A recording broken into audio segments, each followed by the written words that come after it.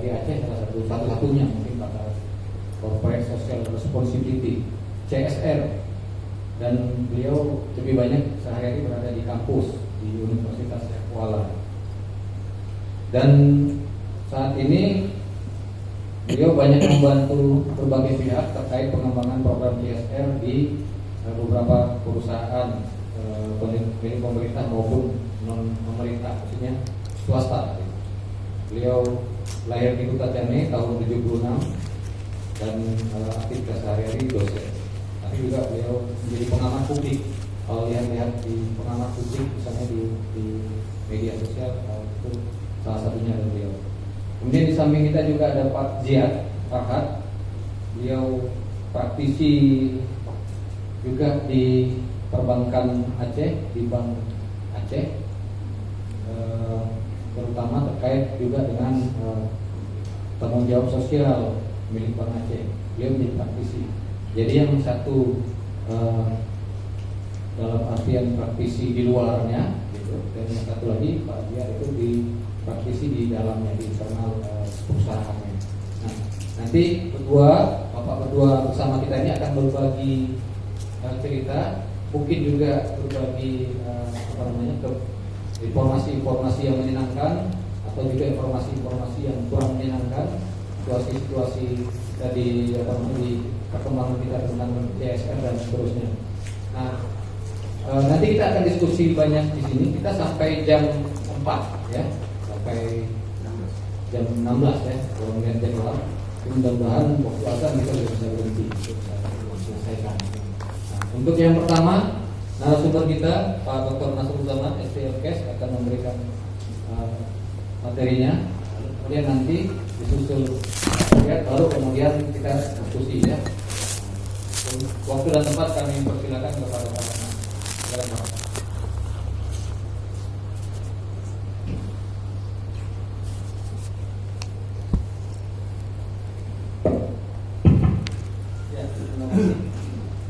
Bismillahirrahmanirrahim. Assalamualaikum warahmatullahi wabarakatuh. Waalaikumsalam warahmatullahi wabarakatuh. Selawat Rasulullah Muhammad sallallahu alaihi wasallam. Siang menjelang sore ini kita bisa bertemu untuk sharing ilmu pengetahuan. Semoga ini bisa menjadi amal ibadah bagi kita, itu menjadi amal ibadah karena kita sudah bersyukur pada Allah dan bersalawat kepada Nabi. Forum ini menjadi sangat penting bagi saya, terutama di dalam membesarkan isu berkaitan dengan CSR itu sendiri. Karena ini dari informasi panitia adalah mewakili seluruh Aceh, ya, Kabupaten Kota Aceh. Kemudian alhamdulillah hadir juga di sini Bank Aceh, juga mewakili Aceh. Satu-satunya Bank Aceh gitu ya. Mungkin menjadi satu momen yang sangat berharga pada kita.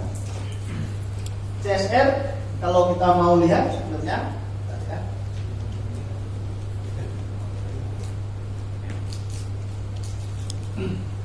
ya CSR ini ilmu baru di Indonesia, tapi perkembangannya juga luar biasa di Indonesia. Hampir semua orang bicara CSR. Kabupaten kota sekarang sibuk mau menyusun kanun CSR. Ya, semua mengatur CSR. Ya kadang-kadang saya tersenyum juga melihatnya. Yang terakhir misalkan Subuh Salam sedang mengatur kanun CSR-nya.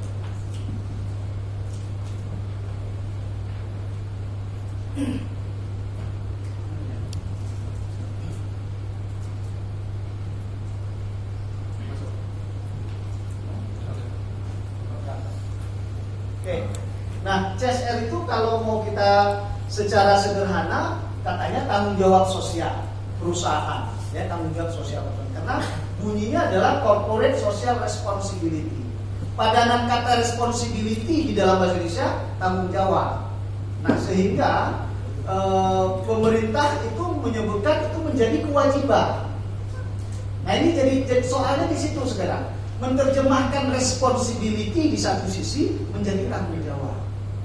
Nah, kemudian juga kalau kita mau lihat terminologi di internasional, maka responsibility itu dianggap budi baik. Budi baik itu sama seperti sedekah. Nah, jadi beda ya kalau di dalam negeri ini menjadi kewajiban, artinya pajak. Kalau di luar negeri ini budi baik, artinya sedekah. Nah, kalau pajak atau kewajiban, tentu besarannya juga ditentukan. Ya, kalau di BUMN itu 4,5% untuk PK dan DR. Jadi PK program kemitraannya 2%, bina lingkungannya bisa 2,5%. Itu BUMN. Nah, perusahaan yang lain juga begitu. Misalkan kalau kita pakai kanun migas, 2% dari omset untuk menjadi CSR di Aceh. Tapi kalau namanya budi baik, ya karena ini bentuknya sedekah, kalau hati tenang, hati senang, jumlahnya bisa berlipat, gitu. Nah, gitu. Jadi, tetapi kalau kita bandingkan kemudian, maka satu-satunya negara di dunia yang mewajibkan CSR hanya Indonesia. Hanya Indonesia. Nah, itu. Di satu sisi kita rakyat senang, tapi di sisi lain investor itu jadi mikir. Karena Pak, kutipan perusahaan di Indonesia ini, ya, apalagi perusahaan pertambangan, itu ratusan bentuk kutipan yang sah dari sisi negara setiap tahun.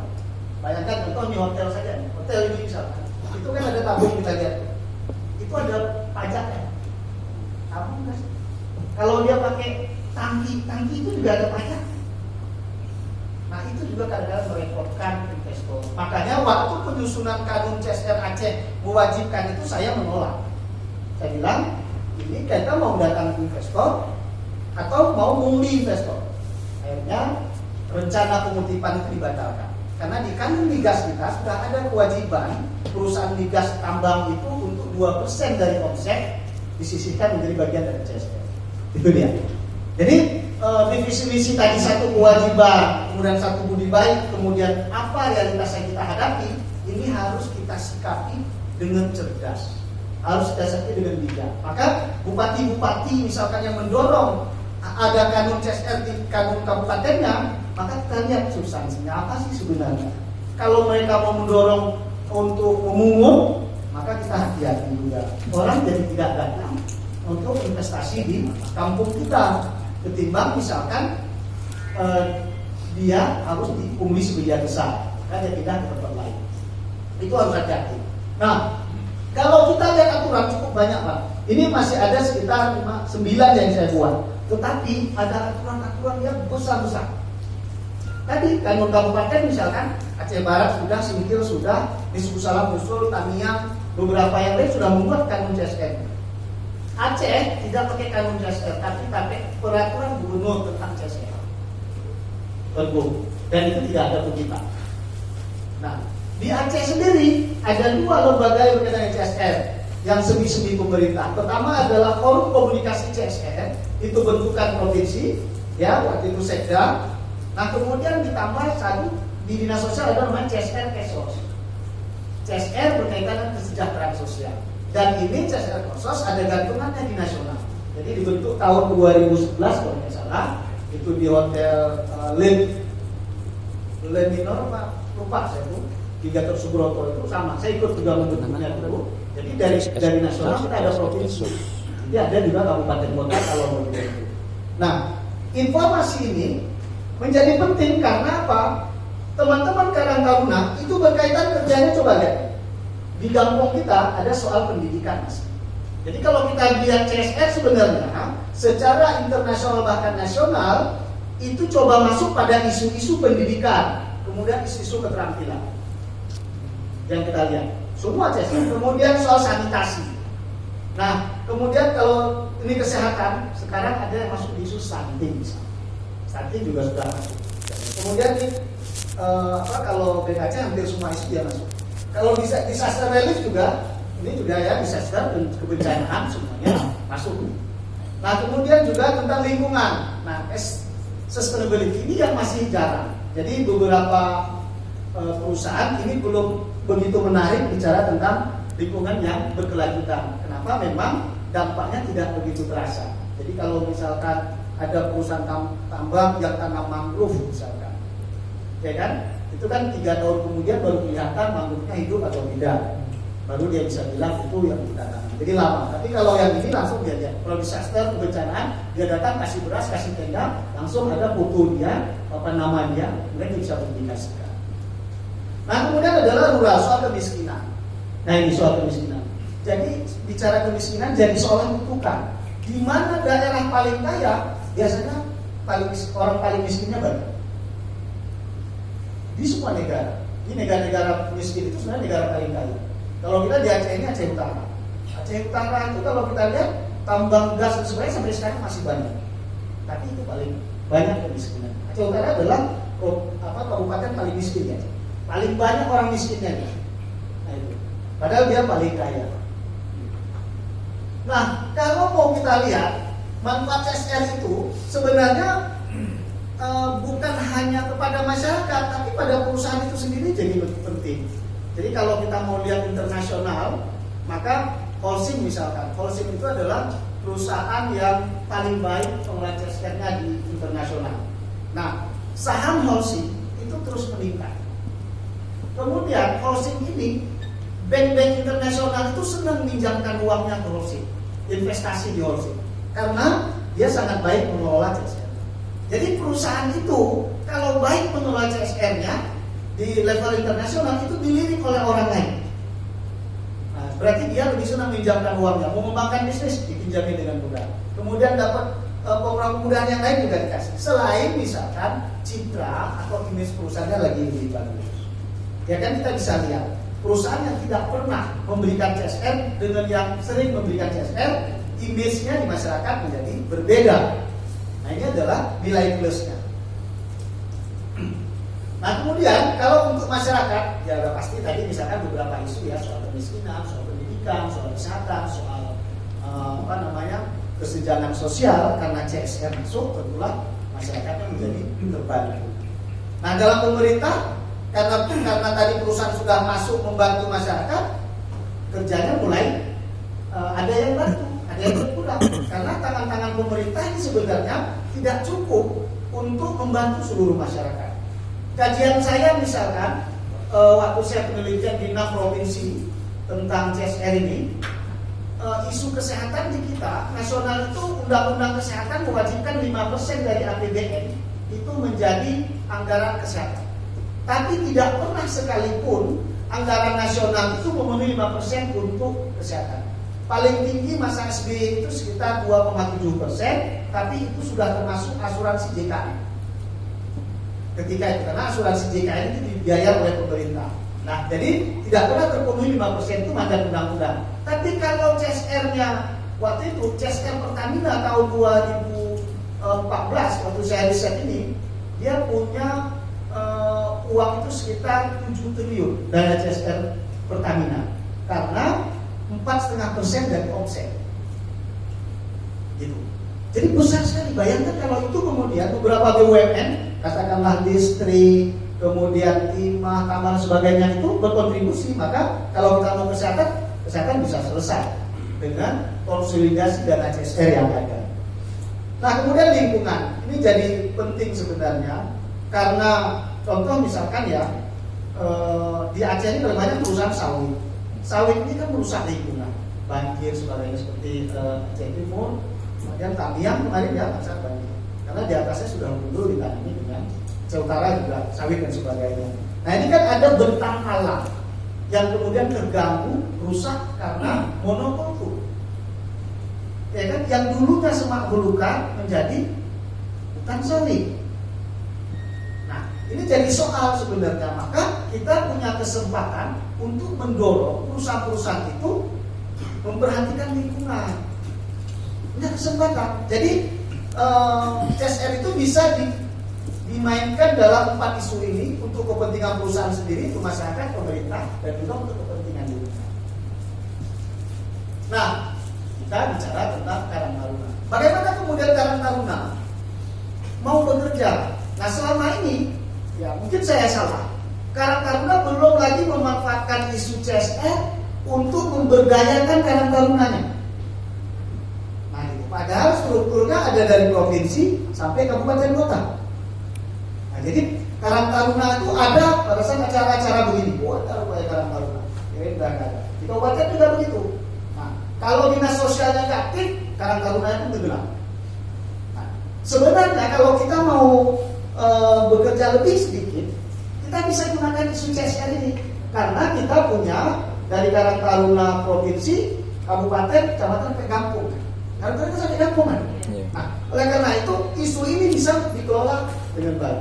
Fungsinya apa? Channeling. Kalau bahasa channeling atau apa ya? Menghubungkan antara kebutuhan masyarakat, kebutuhan lingkungan, dan kebutuhan perusahaan.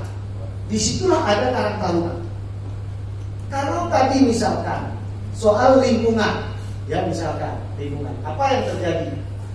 Maka Karang Taruna bisa menghubungi perusahaan. Apa program yang bisa dilakukan kerjasama dengan Karang Taruna? Karena Karang Taruna besar. Karang Taruna ini kuat, hebat, sampai ke kampung-kampung. Nah, tinggal bagaimana mengolah isunya. Misalkan di desa A, atau paling banyak orang miskin itu di Tano Jabuai. Saya ternyata tuh paling Tano Jabuai, kemudian itu paling banyak orang miskin di Aceh Utara dan di Aceh juga umumnya di situ. Nah, kalau kita di Karang Taruna Aceh Utara, apa persoalan masyarakat di situ? Kita bisa menghubungi Bang BSD misalnya sekarang, kalau dulu ada BSD dan sebagainya. Saya pernah tawari begini Pak, tapi yang paling penting adalah kapasitas Karang Taruna ini dulu ditingkatkan. Bukan serta-merta Karang Taruna datang terus ke bank, ini bisa bantu masyarakat mana? Nggak bisa begitu. Di Bank Indonesia, Banda Aceh, ada program. Kalau bapak-bapak tinggal di, katakanlah di desa A, kemudian bapak melihat ada penurunan pendapatan desa A ini dari 5 tahun terakhir. Kenapa? Misalkan hasil panen mereka berkurang, penjualan produk mereka berkurang dan sebagainya. Nah, kalau Bapak bisa bikin program itu, bisa menjelaskan itu, ada programnya di Bank Indonesia. Nilainya sampai 5 miliar. Tapi datanya kita akurat. Nah, misalkan di satu desa itu desa kerajinan. Nah, dulu eksis, banyak laku, sekarang kurang lakunya lagi. Nah, tapi datanya kita ada, bisa kita hubungi Bapak itu, berapa perajin itu, catat semuanya, jelaskan dalam grafik berapa penurunannya, mengapa menurun. Nah, data itu kemudian kita ke BI. Nah, itu ada. Jadi BI juga punya CSR-nya. Nah, itu contoh. Atau juga misalnya kalau sekarang stunting. Stunting ini menjadi musuh Aceh. Karena apa? 1 dari 3 anak Aceh itu stunting. Apa itu stunting? Stunting itu adalah soal tumbuh kembang otak anak yang terganggu karena asupan gizi yang rendah. Ini kan kekhawatiran kita sebagai anak Aceh. Mungkin anak kita tidak, tapi anak tetangga kita. Kalau semua anak tetangga kita stunting, anak kita enggak, tinggal diketahuinya ada kepala anak kita nanti.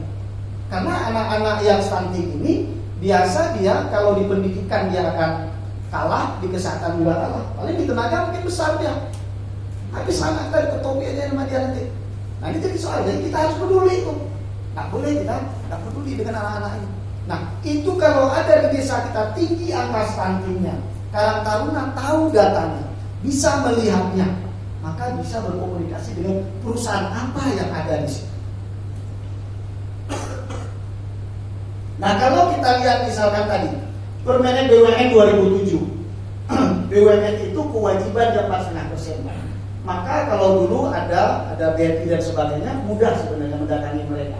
Sebagai Karang Taruna, lengkap datanya, ajukan ke mereka. Ini ada stunting di kampung AB itu sekitar 25 orang, duitnya nggak ada, bisa nggak Bapak fasilitasi apa?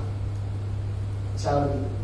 Nah, atau yang tidak sekolah, tapi di Aceh sebenarnya nggak ada yang nggak sekolah, kita gratis semua. Tapi mungkin pakaiannya, mungkin sepatunya, mungkin bukunya, mungkin yang lain. Nah, inilah peran-peran Karang Taruna itu apa ya? Rasa sensitif sosialnya ya, sensitivitas sosialnya itu harus muncul dulu dari Karang Taruna. Nah, jangan Karang Taruna merasa nggak ada masalah, no problem. Nah, jadi nggak bisa juga kita mau mengakses apa yang kita sebut dengan CSR tadi, karena kita nggak tahu masalahnya. Tapi kalau sensitivitas sosialnya sudah dibangun, kita paham problemnya, kita paham cara menyelesaikannya. Kalau tinggal menuliskan kan, kalau kita di kampung Karang Taruna kampung nggak bisa menuliskan, bisa menghubungi Karang Taruna provinsi, bisa dibantu. Kalau tidak, Karang Taruna kabupaten juga bisa bantu. Tapi yang perlu dibangun adalah sensitivitas sosial dari Karang Taruna, apa yang ada di lingkungannya, apa yang ada di masyarakatnya. Kalau ini sudah bisa kita bangun, saya pikir Karang Taruna bisa bergerak, bisa hidup di masyarakat, bisa menjadi sandaran juga dari masyarakat, bisa jadi problem solving, bukan menjadi penyakit masyarakat. Jangan sampai Jakarta jadi beban juga. Tapi kalau sudah begini menjadi problem solver, jadi pemecah masalah di masyarakat. Nah, saya yakin dengan kompaknya solidnya begini, saya pikir ini bisa kita selesaikan. Kalau ada soal tidak bisa berkomunikasi, saya pikir nanti bisa kita bantu berkomunikasi. Ya, terutama beberapa perusahaan, misalkan yang ada perusahaan sawit, hampir seluruh Aceh. Nah, bisa berkomunikasi dengan mereka, karena mereka lingkungan terganggu. Tinggal apa yang mau kita dorong ke mereka? Kan itu data saja. Makanya dibutuhkan data, fakta, yang manipulatif. Jangan lagi seperti kelompok-kelompok pemuda, peringatan Maulid data, ya kan? Isra Mi'raj data, 17 Agustus. Bukan begitu. Tapi Karang Taruna ini memang benar-benar kerjanya komprehensif, menyelesaikan satu masalah itu sampai tuntas. Nah, jadi ada peluang Karang Taruna untuk bisa mandiri, bekerja sama dengan pihak swasta, ya, dan BUMN. Karena di dekat kita ada. Nah, beberapa hal misalkan nanti BNC pasti menceritakan juga bagaimana BNC kemudian bekerja sama dengan kelompok-kelompok masyarakat dan kelompok-kelompok pemuda dalam menyelesaikan beberapa masalah di kampung. Bisa sebarkan dan sebagainya. Nah, oleh karena itu yakinlah Pak, Karang Taruna bisa tumbuh dengan kemandiriannya kalau memanfaatkan peluang-peluang yang ada. Salah satunya adalah CSR.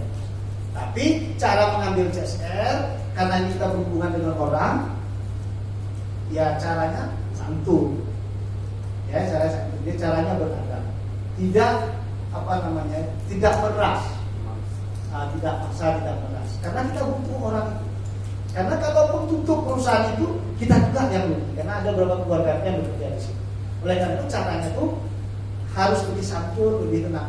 Nah, kalau kita punya data fakta, ya kemudian kita tunjukkan kita punya integritas, saya pikir perusahaan manapun akan mencoba bekerja sama dengan kita. Nilainya kecil dulu Pak, biasanya begitu Pak. Dia kasih dulu misalkan, oke, kita kerjasama 25 juta dulu ya, gimana? Nanti tambah lagi, dia tambah lagi, biasanya begitu Pak. Oleh karena itu kita harus semangat, ada peluang untuk bisa Karang Taruna mandiri, Karang Taruna bisa bekerja tanpa disubsidi oleh pemerintah lagi. Mungkin demikian. Terima kasih.